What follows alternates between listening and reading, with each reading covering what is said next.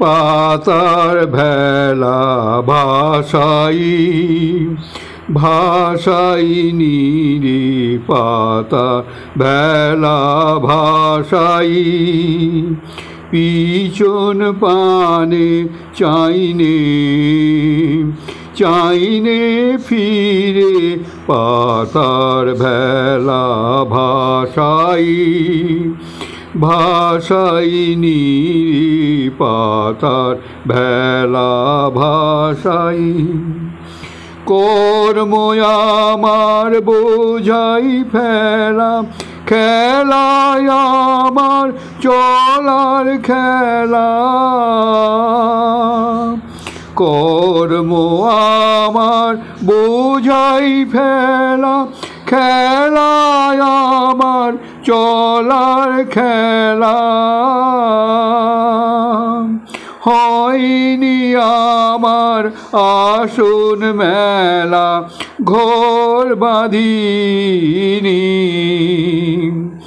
স্রোতে তীরে পাতার ভেলা ভাষাই ভাষাইনি রে পাতার ভেলা ভাষাই বাঁধন যখন বাঁধে আসে ভাগ্য আমার তখন হাসে হাসে হাসে বাঁধন যখন বাঁধে আসে ভাগ্য আমার তখন হাসে হাসে হাসে হাসে বাঁধন যখন বাঁধে আসে ধুলায় ওরা হাওয়ার ডাকে পথ টেনে লয় আমাকে ধুলায় ওরা হাওয়ার ডাকে পথ টেনে লয় আমাকে নূতন নূতন বাঁকে বাঁকে গান দিয়ে যায় ধরিত্রীরে পাতার ভেলা আসছে নীরে পাতার ভেলা ভাষাই ভাষাইনি রে পাতার ভেলা।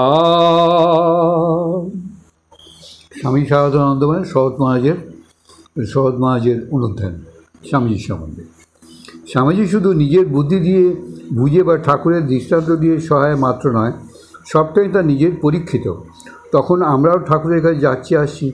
স্বামীজি আগে থেকেই যাতায়াত করছেন। এই সময় একদিন দেখি তাঁর সিমলার বাড়িতে আনন্দে ডগমগ হয়ে বসে আছেন। প্রসঙ্গাদি করে পরে জানলাম যে ঠাকুরের কৃপায় তার অব্যবহিত পূর্বে শ্রী রাধার দর্শন হয়েছে। দেবদেবী দর্শনও স্বামীজির যথেষ্ট হয়েছে, তবে তিনি ভীষণ চাপা মানুষ ছিলেন, এসব অপরকে বলতেন না।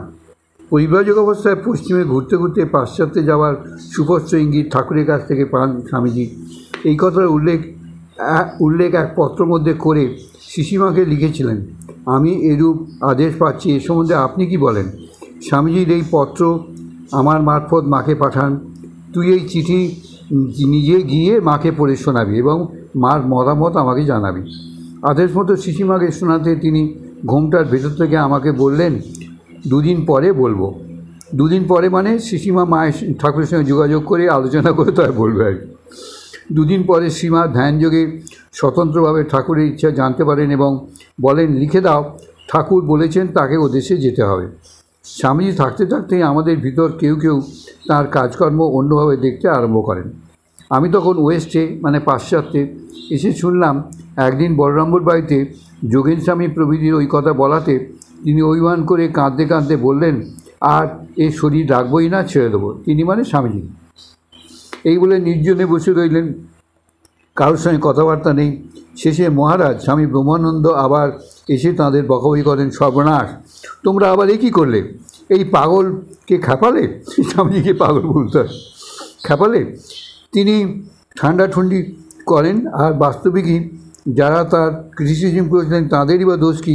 তারাও দেখছেন স্বামীজি আমেরিকা গেলেন, যে বক্তৃতা প্রভৃতি করলেন তাতে বড় একটা ঠাকুরের নামগন্ধ নেই, তো তাদের যা বুদ্ধি সেইটুকুই কথা বলেছে। স্বামীজি সম্পর্কে ঠাকুরও বলে গিয়েছেন, তখন ঠাকুরের সেই কয় রাত ঘুম হয়নি, মুখ চোখ লাল ফ্ল্যাশড হয়ে গেছে। ঘরে আমরা সবাই বসে আছি। স্বামীজি ঘরে ঢুকতেই তার দিকে আঙুলি দেখিয়ে বললেন, হ্যাঁ, এর মতো কেউ নেই, দেখ, তোকে এখন কেউ বুঝতে পারবে না, তুই ঠিক থাক। স্বামীজির তখন দেওঘরে অসুখ, আমি অ্যাটেন্ড করছি, রোগা হয়ে গেছেন, আর ওরই ভেতরে পাশ মোড়া দিচ্ছেন শুয়ে শুয়ে, আর বলছেন, দেখছিস, এই দেখ, এটাকে বলে গরুর আসন, এটাকে বলে অমুক আসন ইত্যাদি। একদিন খুব ইন্সপায়ার্ড হয়েছেন, তখন আর কার সাধ্য কথার প্রতিবাদ করে, বলছেন গাল দিয়ে, অমুকের কী দরকার ছিল আমাদের কাজ পণ্ড করবার। যত শান্ত করবার চেষ্টা করি ততই বেড়ে চলে। ঠাকুরের উদার ভাবকে একটা বদ গোঁড়ামি কিম্ভূত কিমাকার দাঁড় করালে, বললে ঠাকুর অবতার, এটা আগে বলা চাই, কিন্তু আমার মেথড অন্যরকম, তার ক্যারেক্টার ভাব দিতে হবে, তারপর লোকে আপনা থেকেই বলবো। আমার খুব সম্ভব রামবাবুর সম্বন্ধে বলছেন বোধহয়, যাই হোক, এটা আমি তো লেখা নেই, সুতরাং কাউকে দোষ দেওয়া উচিত না। একবার স্বামীজির শিষ্য শান্তিরাম, প্রেমানন্দের ভ্রাতা, বড় অসুখ, প্রাণ টেকে কিনা সন্দেহ। তার মা অত্যন্ত কাতর হয়ে স্বামীজিকে খুব জিদ করে বললেন, একটা কিছু করে শীঘ্র তাকে আরাম করে দিতেই হবে। আমাদের সামনেই তিনি খানিকটা গঙ্গা জল আনতে বললেন, একটা বাটি করে। তারপর সেই জলটা দিয়ে কিছুক্ষণ চেয়ে রইলেন। আশ্চর্য, জলটা গরম হয়ে তা থেকে ধোঁয়া উঠতে লাগলো। তিনি বললেন, যাও, ওকে খাইয়ে দাও একটু একটু করে, বাকি যেটা থাকবে ঘরে কে রেখে দিও, বাড়ির কারোর শক্ত ব্যারাম হলে ব্যবহার করবে। মিরাকেল তার যথেষ্টই ছিল, সব জায়গায় ওগুলি ব্যবহার করতেন না, আর ঠাকুরও নিষেধ করতেন। দেহত্যাগের কিছুদিন আগে স্বামীজি একদিন আমাকে বলেছিলেন, ওরে, আর সে মেয়েকে দেখতে পাচ্ছি না, বেটি আমার হাত ছেড়ে দিলে। আমি তখন তাকে বলি, সে কি ভাই, তা কখনো হতে পারে, মা তোমার হাত সর্বদাই ধরে আছে। সেই দিন থেকে আমি বুঝলাম স্বামীজির শরীর দিয়ে মার যা কাজ করবার ছিল তা সাঙ্গ হয়েছে। স্বামীজি তো একটা অবতার, ঠাকুরের কথা তো ছেড়েই দাও। একদিন ঠাকুর স্বামীজিকে বারবার 3বার বলেছিলেন, তুই ঠিক থাক, তুই ঠিক থাক, তুই ঠিক থাক, তোকে এখন কেউ বুঝতে পারবে না।